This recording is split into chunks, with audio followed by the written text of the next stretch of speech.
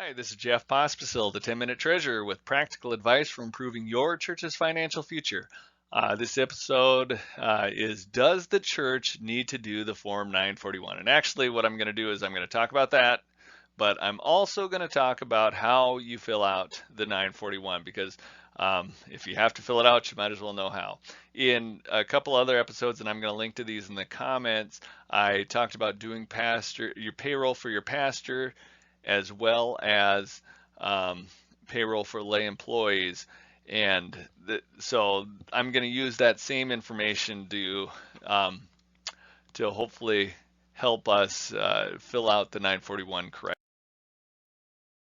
For a United Methodist Church, we actually asked for specific guidance on this. We sent them a letter, and it was David Ulrich Esquire. Maybe that was the key that got the IRS to actually send us a note back, because normally the IRS doesn't send a note. They hate to have things in writing that are too clear, because what would be the fun of that? They wrote and we asked them that question, and we said, okay, let's just say you have a pastor and you have no withholding, no other staff. Do you still have to file a 941? And they wrote back, if the minister is the church's only employee, the church is not required to file Form 941 because ministers are exempt from income tax withholding and are treated as self-employed employed for Federal Insurance Contribution Act, FICA, tax purposes. Therefore, unless the church has other employees or the minister has elected voluntary income tax withholding, no Form 941 is required. Good news.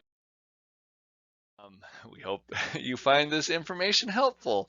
That was the last time the IRS decided to try to be helpful. And probably, I'm guessing Jerry Holmes was not a good fit there. Anyway, long story short, if all you have is a pastor that you do not have federal income tax withholding for, you don't need to worry about the 941. But if you do have to worry about it, I'm bringing up the example of Pastor Sandy Bush from a previous one.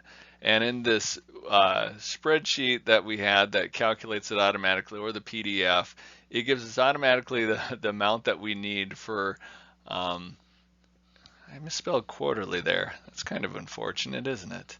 Anyway, but it's 11,146.25 is the amount of wages we have. And if there's no withholding for Pastor Sandy, then we're. I also had Secretary Sean McDermott, and here are the withholdings there. And I don't show it exactly, but I also, in the spreadsheet, I had $10 per paycheck withheld for federal income tax, and it also showed the exact amount that I withheld for Social Security and Medicare, but we really just need these doubled up amounts that shows both the employee and the employer share. So then what you should do is, I mean, you can just Google 941 and it'll come up with this, and I would just download that PDF right to your computer and save it, because a lot of times most of the stuff doesn't change, except for every year you're gonna have to get a new one, because as you can see, the 2021 isn't out, so I had to use the 2019 one. But either way, you only have to fill out part of this once for at least the year. So go ahead and enter in your employee ID number, 40123456 sounds good. And this is for the Wishick United Methodist Church.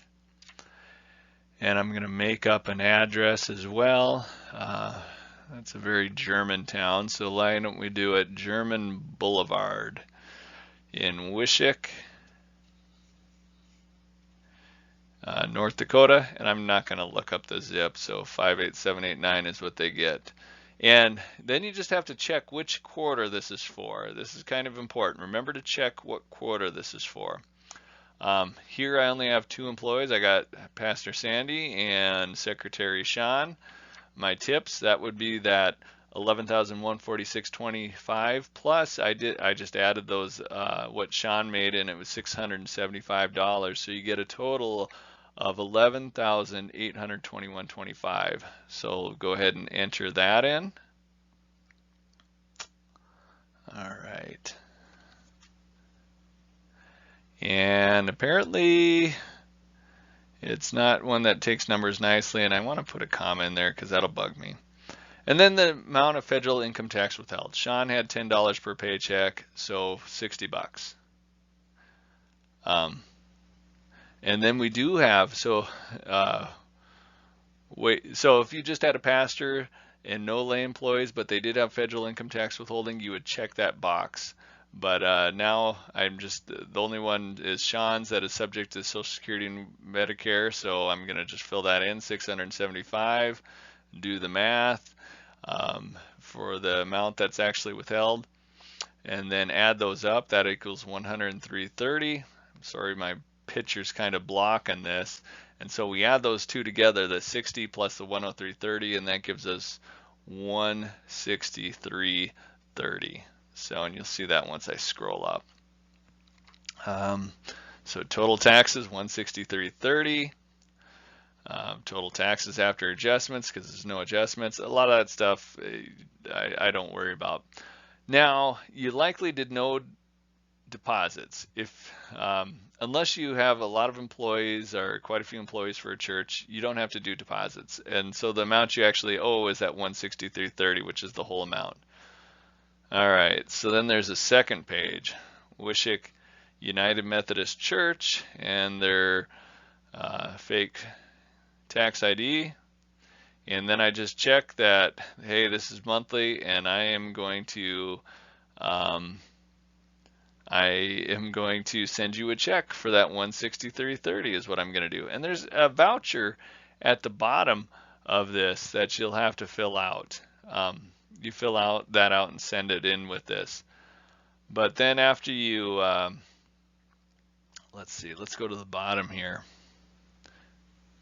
And there you put your name, your position, and your best daytime phone number. There was also a section too, if you do monthly remittances. A lot of times if you are a larger church, you may have to remit monthly, and so after the end of January, you have until the 15th of the next month to make your remittance. So, and then you would record your deposits there, and then you wouldn't have to send out in a check with your 941. Instead, you would just pay that as you go. And you normally pay that through EFTPS is the website. Pretty slick and easy to do it electronically.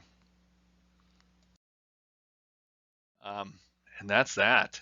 That is pretty quick and easy, but just send it in, make a copy for yourself, and it's not too hard, and all that will end up adding up to what ends up being your W-3 in the end. So if you want, you can find more information at www.dakotasumc.org or dakotasumf.org, and for the foundation work. And we're all about Jesus, mission, and connection, where we are connected like family in the great mission of Jesus Christ, who is our Lord and Savior.